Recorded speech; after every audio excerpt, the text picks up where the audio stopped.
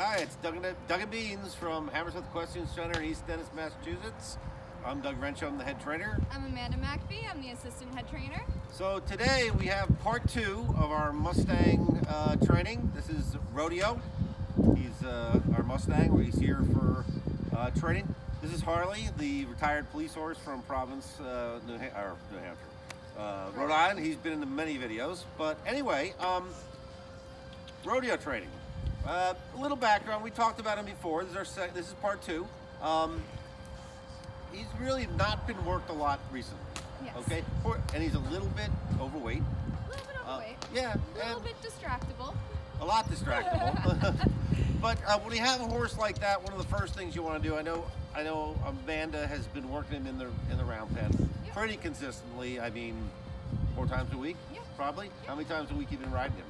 Around 3 to 4. Yeah, so for all you guys that want to be horse trainers and you fall in love with an off-track thoroughbred and you think you're going to train it and you have the best intentions, you know, the first qualification of a horse trainer is showing up. So you've got to be consistent. And today what we're going to show is a plan, okay? When you get on a horse to ride it, especially when you're training it, you just don't say like, oh, I'm just going to ride, I'm going to walk, trot, canter. You want to come in, and it's not a bad idea to actually write down everything that you do. Say, okay, I'm going to do this for 15 minutes. I'm going to do that for 15 minutes, and actually have a plan so you can see some kind of progress. And keep a log. Yes. You know, because if you go on for a certain period of time, you don't know how many times you rode the horse. You don't know what you did, what worked, what didn't work. And if you're doing it for a client, you've got to be able to justify the expense. So keep a log. Keep it accurate. I know it's a pain sometimes. You're done riding after riding 3-4 horses during the day and you untack and you're tired. You got to feed, turn in, blah, blah, blah. That's the last thing in the world you want to do. But believe me, it's going to help you so much as a trainer. Yeah. So with Rodeo, like Doug was saying, I've been doing some work with him in the round pen. And that is just to start to build his endurance a little bit, get some of the weight off a little bit, and also really to just help build his and I's relationship and really get to understand each other better. He gets really distracted very easily.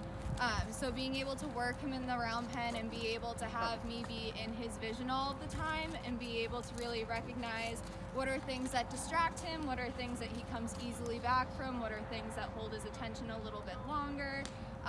And throughout that process, you know, it's when you pay attention to everything that the horse is doing, it's really cool to see the progression, because with Rodeo, especially like right now, his ears are always forward. And in the round pen, his ears were forward all the time for the first few weeks that I was putting him in there. And now when he's in there this past week, I started to notice all of a sudden the inside ear, the ear that's facing me, will start flicking towards me, and he's actually listening to me and looking for what I want him to do next, which for him is amazing improvement and something that's really important for him, especially when I'm on top of him and doing the ring work. I really need to be able to have the relationship with him to grab his attention, because if he loses attention and he thinks that he's by himself and not with the herd, he spooks himself and he gets really scared, and trying to get him to come back from that can be difficult. So when I come in the ring, I have a plan. You know, I've been working a lot on bending him. He needs to get the weight off, so I come in, I do a lot of trot work with him. I come in, I do serpentines, circles, I do some figure 8s with him, and I have a set plan, and whether or not that plan ends up happening, you know, sometimes you get on the horse and you have exactly what you want to do, and then sometimes all of a sudden a little issue comes up and you have to work through it. But that's why having the plan is good, because then you always know where to go and you know where to go back to once you're done with your little hiccup. But and stiff horses, bending, which Amanda mentioned, it's serpentines, it's figure 8s, and it may revolve. Like, I'll get on horses usually I'm working with, and I'll do cross the ring, figure 8s, maybe 10 walk and 10 trot. Now that's a lot. Yeah. You know, that's like getting up in the round pen and say, well, I'm gonna start out 5 minutes in each direction. Yeah. That's a long time. Which I did do. I set a timer on my phone, and the first few times it was 5 minutes in each direction, and then I increased it by a minute every time I was in the round pen.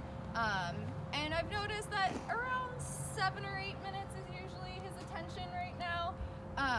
But he's making great progress, and you know, he's smart, which is convenient and also inconvenient because you can't let him get away with anything because he will try to get away with it 20 more times. Well, he's a big baby. He's only 7. Oh yeah, he's definitely still very babyish, and there are some other things that I want to work on with him, like getting him to really pick up his feet and really extend his trot. I want to start doing some ground pull stuff with him before the ground freezes over, but he needs a little bit more work done to straighten his feet out a little bit, and then we'll be set to do that. But that's the other thing with him, you really have to know the horse, and when you're working with a new horse, it's important to have them completely checked over, because I really need to work on his motivation and his impulsion, but it's hard because he needs a little bit of work done on his hooves still to get his hooves straightened out. So I can only really expect so much from him right now. Yeah, and the other thing is we have the Moorhead pony, Mellie, the rock star you see all the time. I work with her a couple times a week, and she had an issue where she wouldn't want to canter in a certain direction, or she didn't like to in the ring. She'll do it on the trail fine. She'll go in another direction fine. Won't do a leg yield a certain side. So what we had to find out is that physical or is that mental? And it's a lot of times a trainer that's hard to tell. Like, I don't want to push her through it if it's a physical thing. So I had the vet come, had chiropractor come. Yeah. We have a game plan, what she has a little stiffness and what to do, but don't automatically think the horse is being a butthead or whatever and doesn't want to go this direction or that direction, and you got to put the spurs on or you got to use a whip. You got to find out whether it's, like I said, whether it's mental or physical, and when you find out it's not physical, if that's the case, well, maybe you push it a little harder. But you have to be very observant of your horses. So, anything to add, Beats? You want to take him around? That's about it. Yeah, I'll take him around and I can show you exactly what we've been doing. And then once you see what I've been doing riding him, I'll start having some people take some more photos and videos when I'm on him to start really tracking the progress now that we kind of have a better understanding of Mr. Rodeo. It's a little bit easier to work with him now, but... And here is another thing before we get going.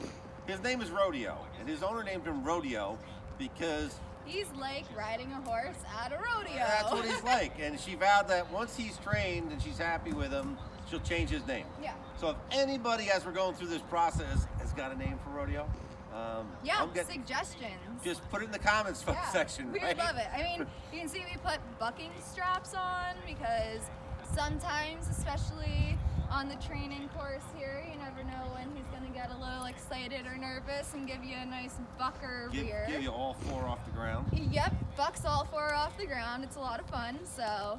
So why don't you take him around? All right, let's do it. Come on, big guy.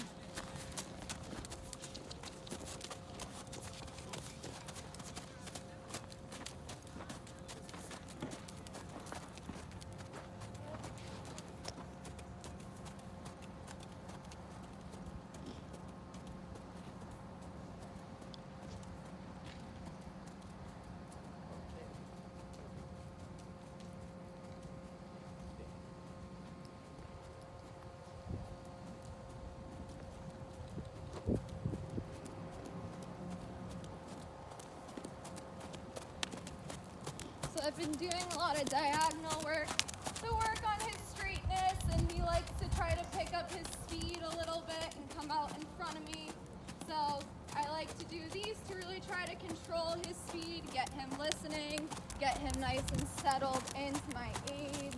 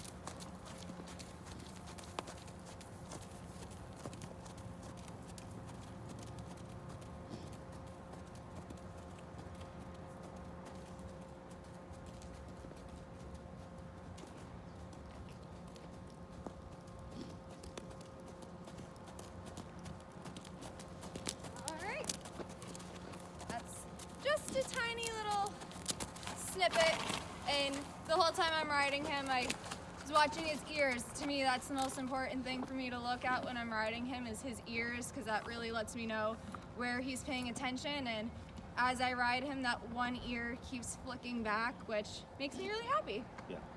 Reading your horse's head is a huge thing. You know, you really got to tell so much from what the horse is doing, or what you're doing riding the horse by where the horse's head is. Yes. So that's part 2 of rodeo. Yeah, thank you And for watching. we'll keep them coming as we go on with the training. But thanks for watching. Yeah. Any comments? Just put them in the comment section, share and like, and we'll see you guys next week. Sounds like a plan. Thank you very much.